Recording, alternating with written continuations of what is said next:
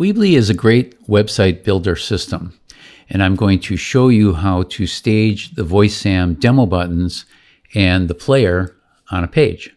And so here's our blank page. What we're going to do is we're going to put the buttons over here and then the player here. So when you click on a demo button, it'll play in the player. Here's how you do it. So we want to find Embed Code, that widget, drag it here. And it looks like it fills up the whole page, and that's okay. We're going to fix that later.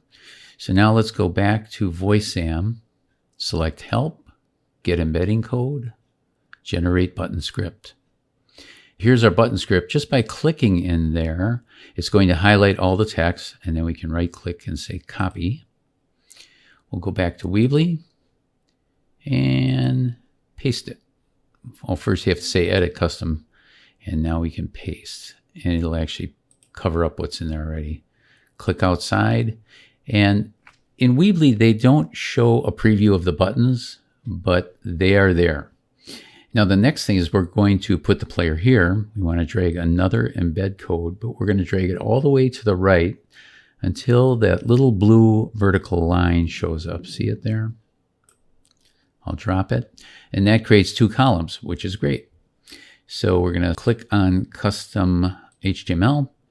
We're going to fill that with player code. So we go here, under help, we go to player script, click there, copy like before, go back to Weebly and paste it.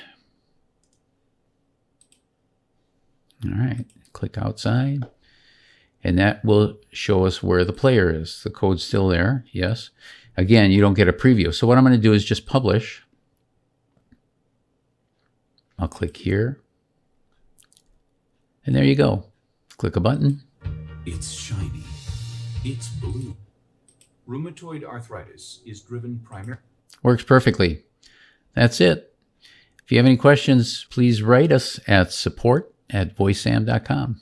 Thanks for watching.